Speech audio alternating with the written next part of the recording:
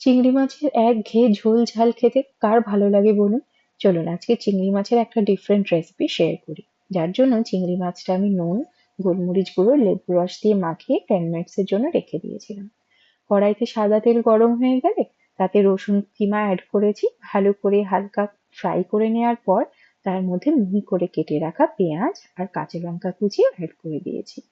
সমস্তটা একটু ট্রান্সলুসেন্ট হয়ে গেলে তার মধ্যে নুন, হলুদ, কাশ্মীরি লঙ্কার গুঁড়ো দিয়ে আগে থেকে ম্যারিনেট করে রাখা চিংড়ি মাছ দিয়ে ভালো করে মিক্স করে ২-৩ মিনিট ঢেকে রেখেছিলাম। এইবারে চিংড়ি মাছটা সফট হয়ে গেলে তাতে আমি কিছুটা গরম মসলার গুঁড়ো আর বেশ খানিকটা টমেটো কেচাপ অ্যাড করেছি। করে আবার চিংড়ি মাছটাকে ২-৩ মিনিট ধরে ভালো করে কষিয়ে নিয়ে আগে থেকে কুক করে রাখা রাইস অ্যাড করে দিয়েছি। ব্যাস, এবার আর কিছুই না, মিশিয়ে নিলেই সমস্তটা রেডি হয়ে গেল চিংড়ি পোলাও। এইভাবে বাড়িতে খেয়ে দেখুন, দারুণ লাগবে।